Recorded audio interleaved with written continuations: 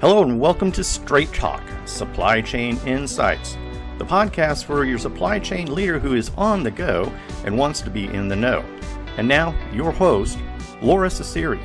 Welcome to Straight Talk with Supply Chain Insights. My name is Lora Cecere, and I'm the founder of Supply Chain Insights. And in our drive for the Supply Chain Excellence Global Summit, which is focused on Supply Chain 2030 and asks people to imagine the supply chain of the future, I've asked Alex Wisniewski of the Digital PMO Group to interview me on weekly blog posts just so we can have a dialogue. I figure it's more interesting to hear Alex and I together than to hear just myself talking on the podcast. So Alex, welcome to the show. Anything you want to add for the group? No, nothing new. I've really enjoyed our past few conversations, Laura, and looking forward to the many more we hold up until the summit. Great. Well, we've got 3 people that are posted as speakers for the summit. One is going to talk about digital simulation and how that helped the company to drive visualization, to drive, a different discussion. Western Digital is going to talk about their work in advanced analytics and also discrete event simulation and how that helped to improve logistics outcomes. So I think those are 2 great case studies. And then Steve from Cleveland Clinic is going to talk about healthcare in 2030 and improving outcomes in the shift from healthcare sickness to wellness. So we've got 3 speakers. And if anybody listening to this podcast feels that they'd be a great speaker to talk about advancements in analytics or processes or the future of supply chain 2030, I'd love to get your input. So Alex, what did you think of my last blog post? I really enjoyed it, Laura. Your blog post, Courage to Paint Outside the Lines, drew on a few core themes for me, which really are things that I appreciate, pushing boundaries specific when it comes to digital transformations, and in this case, specifically to the digital twin. It spoke to me, so I'm looking forward to talking with you about it today.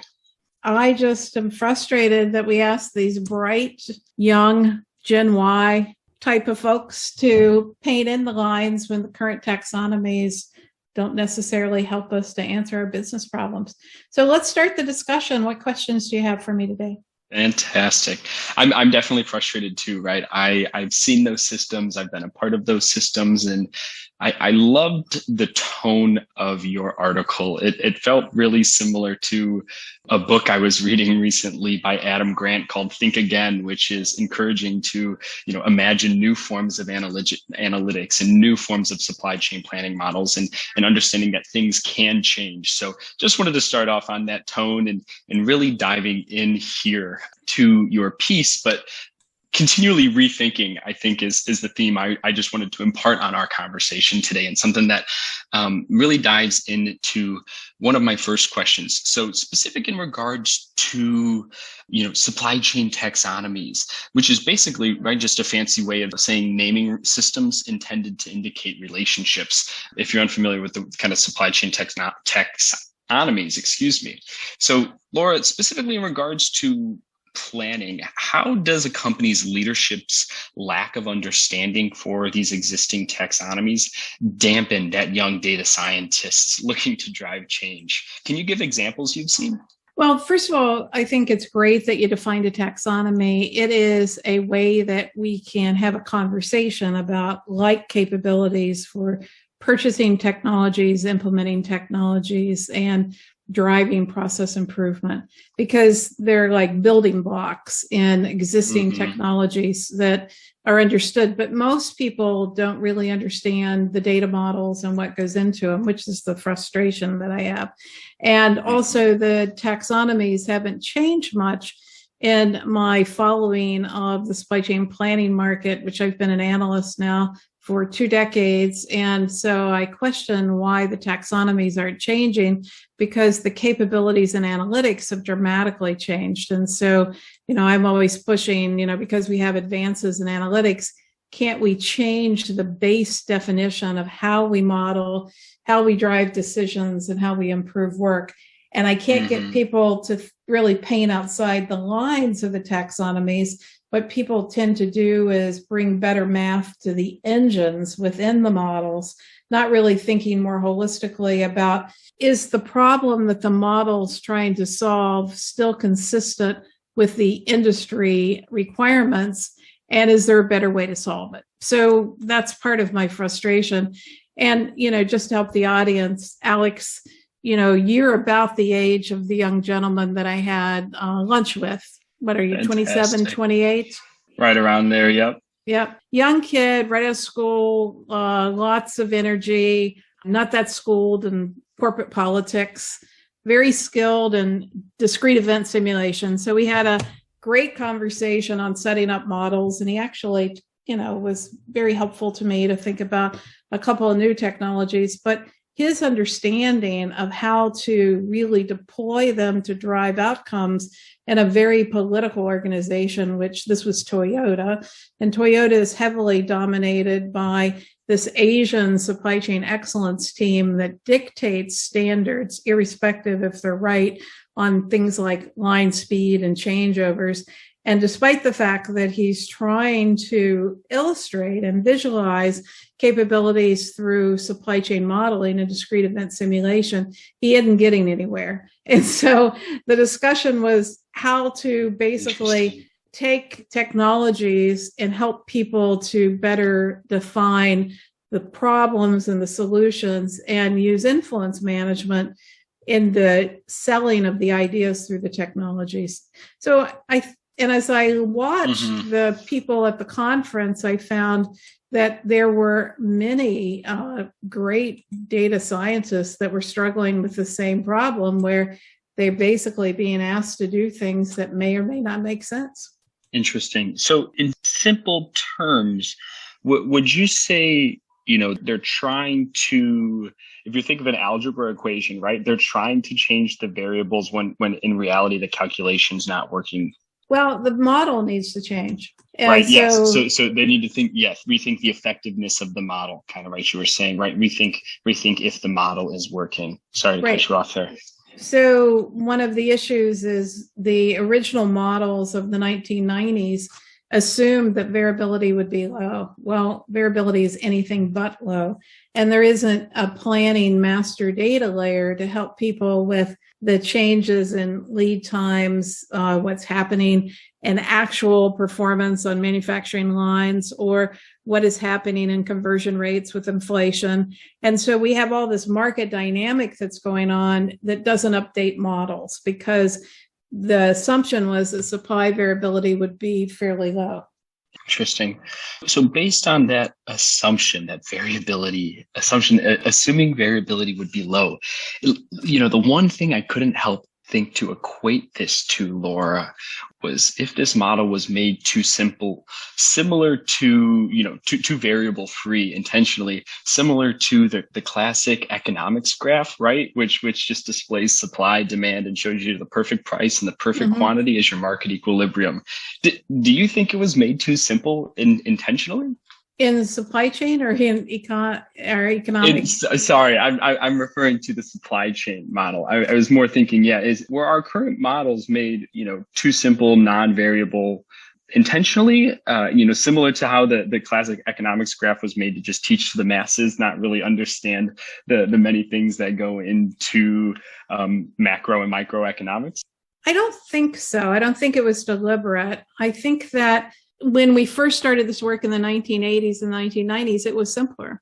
A regional supply chain was simpler, and the variability back then, right now I'm showing my age, was simpler. As things have gotten more complex, we're using the same old models and not really updating the basics of the taxonomy to say that model doesn't fit anymore. And the technologists have kind of bundled the taxonomies into these stacks, and they go into companies and they talk, cyber geek, speak of end to end, and, let's have an end to end resilient, agile supply chain. And nobody raises their hand and says, now, what does that mean?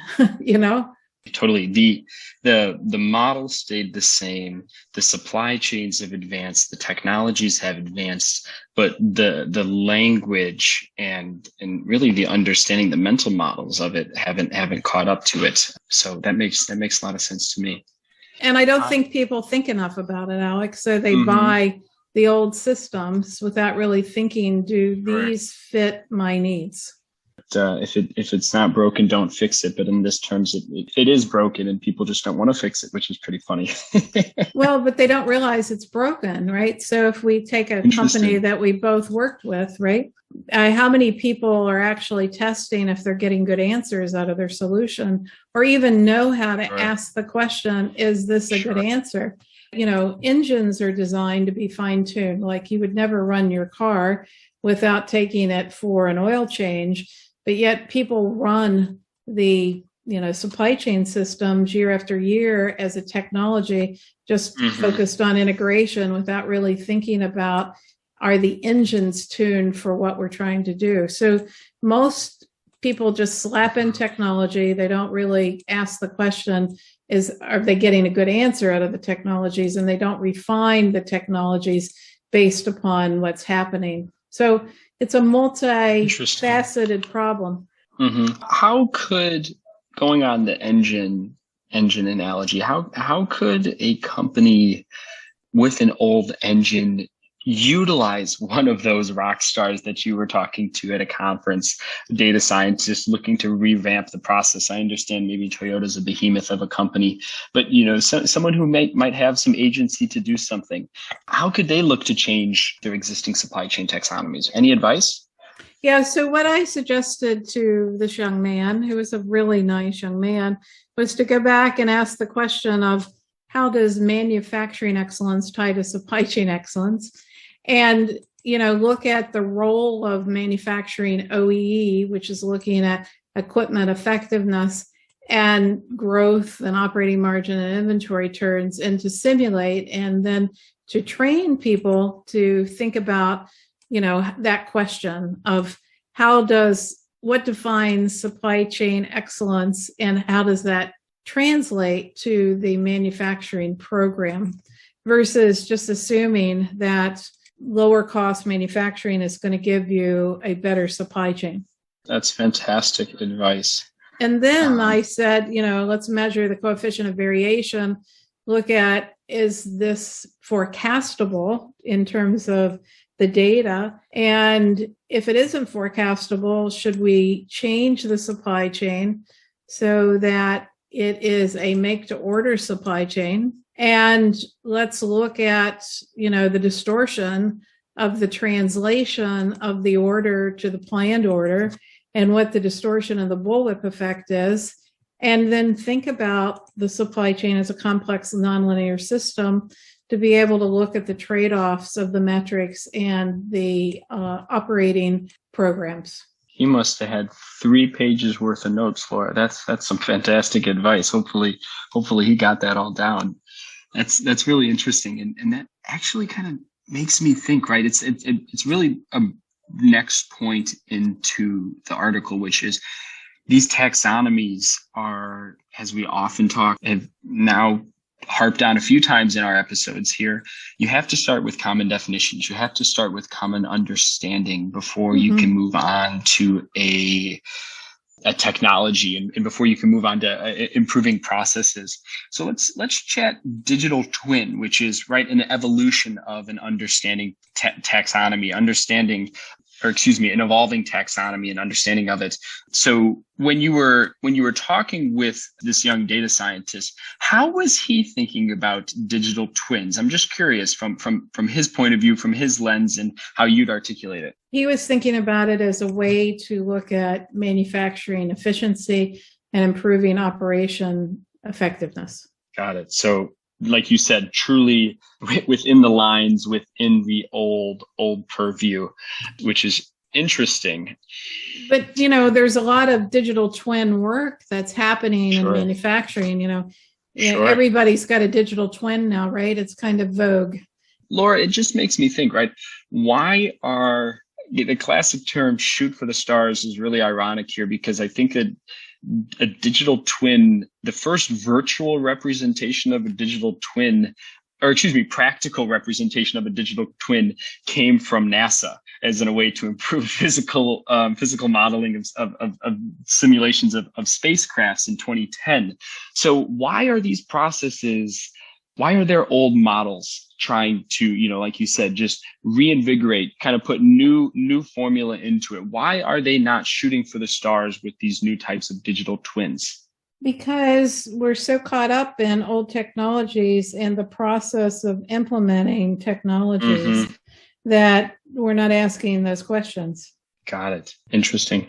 So are those two tied together then in your eyes, the more advanced modeling tied to the better questions and the more up-to-date definitions? Seems like a pretty obvious. Okay, I was going to say, seems like a pretty obvious answer, but I just wanted to kind of call that out. That makes sense. And so my challenge to people is, let's take these young, bright students that understand analytics that supply chain leaders don't, and let's let them go after these problems. Let's let them define what an effective frontier looks like. And let's ask them to model the effectiveness of OEE on margin, or looking at supply variability and how it ties to inventory strategies.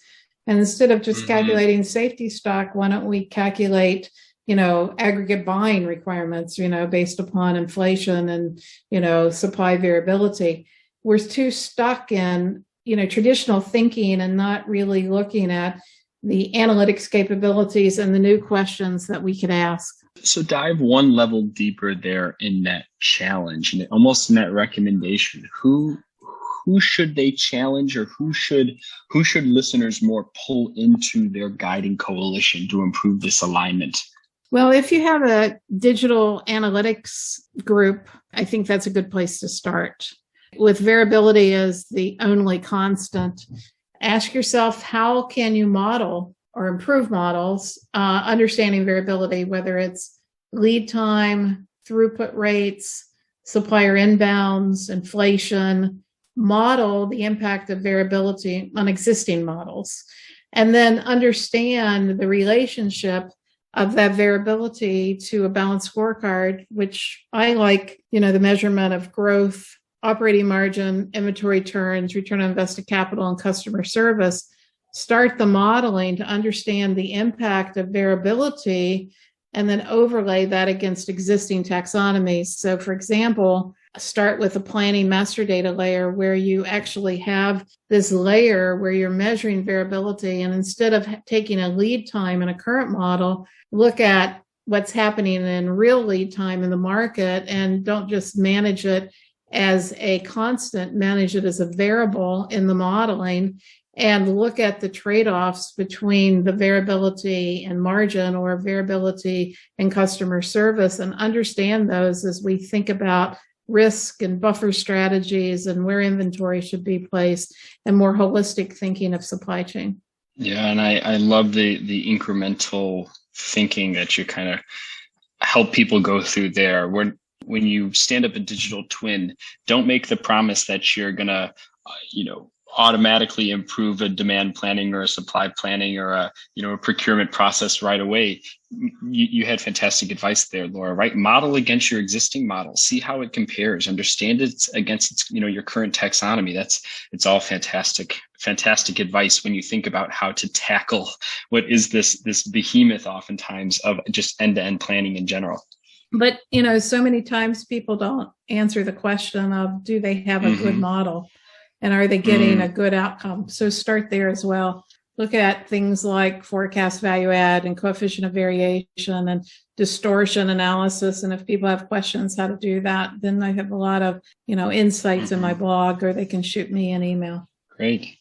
And so, Lora, we're assuming right now that a digital twin is going to just improve planning. Elaborate more how you think a digital twin could democratize the planning process, which was one way you mentioned a digital twin could improve the supply chain planning kind of area, and how this collaborative visualized planning tool that you mentioned would improve work through business unit alignment. One of the things that keeps me up at night is the fact that we spend a lot of money in planning technologies. It's not cheap. It's $2 to, $20 to $40 million. And people put in the technology and they don't answer the question of, are they having a better plan? Mm-hmm.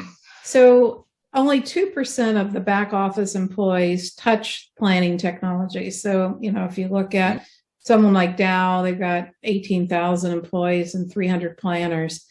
And I would like planning to become ubiquitous. So my big, hairy, audacious goal is to take digital twins and put them in a collaborative thread across decision makers, not planners, and have them do their own modeling and what-if analysis and share scenarios and test scenarios. And instead of having discussions about Excel spreadsheet and whose field is the right field, that we could visualize different scenarios based upon the wisdom and the creativity of a group of people. And then we could decide on a collective scenario, right? And that this could look more like weather maps versus, Excel spreadsheets. So, Sure. When I grew up, we had weather forecasting that really said something like a hurricane was going to hit Florida. But now we have, scenarios, and we have A, B, C, D, and we look at the probability of A and the impact of A on B, and we're constantly changing it. Well, what if we could distribute digital twins in a connected thread, collaborative technology, to allow people to do ad hoc modeling, to be able to look at the impact like weathermen, to understand ad hoc scenario planning? I think that's a fantastic example, and one I'm definitely going to use moving forward. One I never really thought of before. What if, and to tie back to our earlier point too, what if we were all creating these weather models that had different colors when we were showing them on TV, or different, when we were talking about pressure, different ways to indicate pressure as a weather person on TV. So having that common understanding and then being able to model it and compare, it would be invaluable, no doubt. Right. And it would also educate people about supply chains, because number 5 on the list of barriers of supply chains is the understanding of the supply chain as a complex nonlinear system, and the understanding between different metrics and what's possible. Yeah, definitely.